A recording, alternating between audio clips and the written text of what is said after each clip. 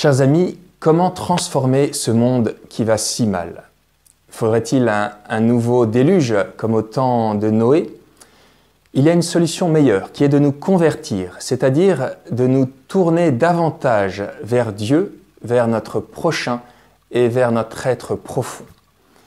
Pour nous y aider, le Christ, dans l'évangile du mercredi des Cendres, nous a proposé 3 pistes: la prière, le jeûne et le partage. Je vous propose de voir comment lui-même a suivi ces pistes dans l'évangile de ce dimanche. Tout d'abord, il est parti au désert pour y rencontrer son Père. Dans la Bible, le désert est le lieu par excellence où l'on peut rencontrer Dieu, loin des futilités de ce monde.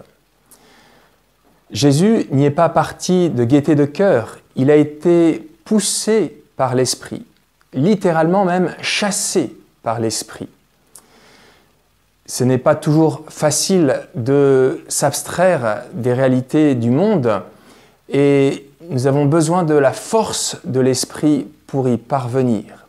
Mais Jésus venait de recevoir le baptême et d'entendre la voix du Père qui lui disait « Tu es mon Fils bien-aimé, en toi j'ai mis toute ma joie ». Et c'est avec cette force qu'il est parti au désert. Tout au long de son ministère, Jésus va prendre des temps de prière, s'abstraire de l'agitation du monde pour retrouver son Père, comme à l'issue de la première journée à Capharnaüm, où alors que tout le monde le cherche, il est parti le retrouver. Nous aussi, nous devons apprendre à découvrir dans nos existences des lieux de désert. Nous devons trouver des temps pour nous abstraire de nos occupations. Deuxième étape, le jeûne. Jésus passe 40 jours au désert en se privant de nourriture et saint Marc nous dit qu'il a été tenté non pas seulement à l'issue de ces 40 jours, mais tout au long de son séjour.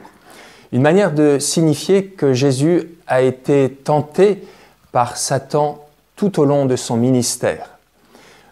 Jeûner implique un combat. Et le Christ a remporté ce combat, contrairement aux Hébreux qui, pendant 40 ans dans le désert, sont tombés maintes fois face aux tentations. Jésus, lui, a été capable de résister. Alors, nous pouvons nous demander nous-mêmes de quoi, pendant ces 40 jours, nous allons nous priver. L'important est de se priver avant tout de notre volonté propre.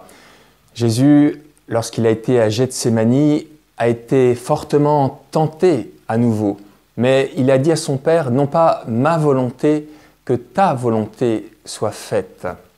Le jeûne qui plaît à Dieu, c'est celui-là, que nous laissions l'Esprit nous indiquer la route à suivre. Notons que saint Marc écrit « Jésus vivait parmi les bêtes sauvages et les anges le servaient ». Une façon de rappeler le décor idyllique qu'avait peint le prophète Isaïe avec le loup et l'agneau qui vivraient ensemble. En vainquant les tentations, Jésus rétablit l'harmonie de la création. Et nous aussi, lorsque nous résistons à Satan, nous retrouvons ou nous trouvons l'harmonie intérieure. Troisième étape, Jésus, après être parti au désert pour prier et après avoir résisté à Satan en jeûnant, va partir annoncer la bonne nouvelle de Dieu. Notre monde a tant besoin de cette bonne nouvelle. Notre salut, c'est Dieu lui-même. Et Jésus annonce que le royaume de Dieu est tout proche. Oui, le monde pourrait véritablement être transformé. Il suffirait de peu, il suffirait de notre conversion pour que cela puisse arriver. Et c'est pourquoi Jésus invite à cette conversion. Convertissez-vous et croyez à la bonne nouvelle. Alors là aussi, nous pouvons nous demander pendant ce carême, à qui allons-nous témoigner de la bonne nouvelle? À qui allons-nous la partager, en plus de nos biens matériels? Pour finir, frères et sœurs, nous pouvons réaliser que ces 3 pistes que Jésus a empruntées ne forment qu'un seul chemin.